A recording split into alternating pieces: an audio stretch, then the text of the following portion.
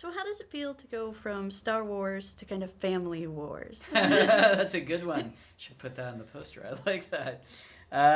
I mean, I had so much fun making this movie. You know, I mean, I grew up loving Agatha Christie's books. I love a good whodunit. I've always wanted to do one, and to set one in modern day America seemed like an interesting challenge. It felt like so much fun jumping into this and coming out of Star Wars. I mean, yeah, I mean, it felt very different, but at the same time, not that different. It's like it's a genre I have a deep personal connection to, and I'm just trying to kind of get at the heart of it and like honor it and do something that gets to what I truly love about it. So it's different but the same, I guess. Yeah. Oh, I felt like throughout this entire movie, I could not guess who I done love it. I love it. I love it. Thank But God. for you, how hard is that? Because you're trying to drop hints, but Yeah. you're not really, because you don't want us to pick up on too much, I guess. Yeah, and part of it for me is also kind of telling the audience early on, almost like, okay, yeah, there's going to be a twist. Maybe you'll figure it out. Maybe you won't.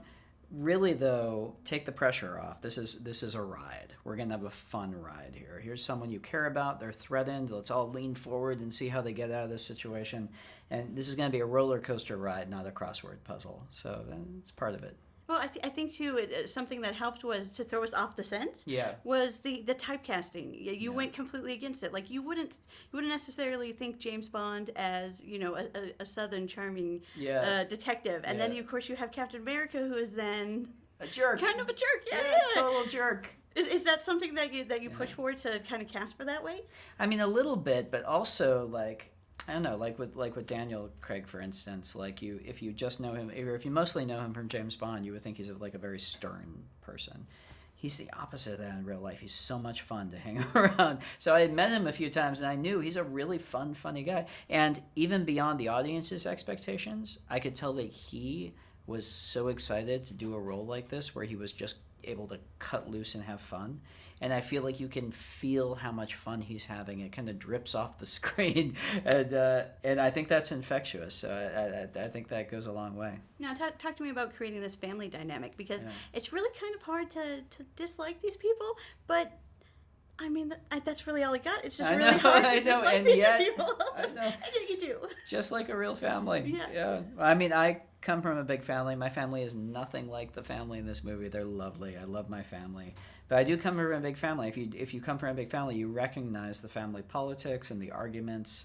The Johnson family loves a good argument. So I don't know. For me, it was fun writing kind of the biggest, most awful kind of version of all of that. And yet they're all still family, and they all have their quirks. But I don't know. You can't help but love them. And you're kind of too. You're throwing in other things that we're not really thinking about in terms of like immigration. Like there's these great jokes about where the maid is from and stuff. Right. But then you also actually kind of think about it as you're going through that. Was that something that you wanted to do? Yeah, very much so. I mean, once I decided, okay, we're actually going to set this in 2019. We're going to make it modern. I didn't want to just have that be, Colonel Mustard, but with a cell phone. I didn't want to just put a modern skin on it.